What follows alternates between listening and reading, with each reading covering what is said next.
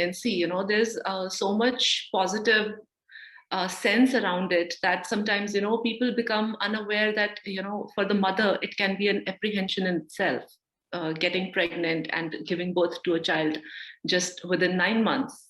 Right. So it's not all fancy and it's not all fun and games, because when we look into the studies, we realize that there are around 18% mothers to be who are depressed, and about 21% have serious anxiety issues, regarding how they're going to take up the challenges of parenthood, or, how is their childbirth equation going to be, or feeding the child later on in life. And, especially given the social pressures that women have these days, trying to balance their work life and family equation. So all of that naturally brings in a lot of stress as well, while they're functioning through these negative emotions. And how are they going to manage all of this?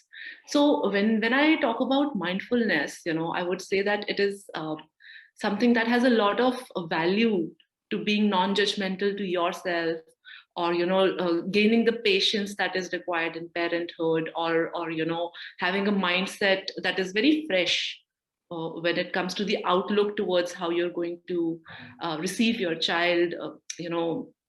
So all of these things somehow naturally are built up when you practice mindfulness in everyday life.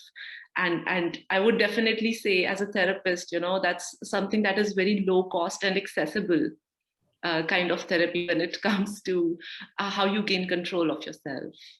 So that's how, largely pregnancy and mindfulness can go together, because it's a lot about how similar both of them are, when you enter into pregnancy, and when you start with the mindfulness exercises, how they can both be equally challenging.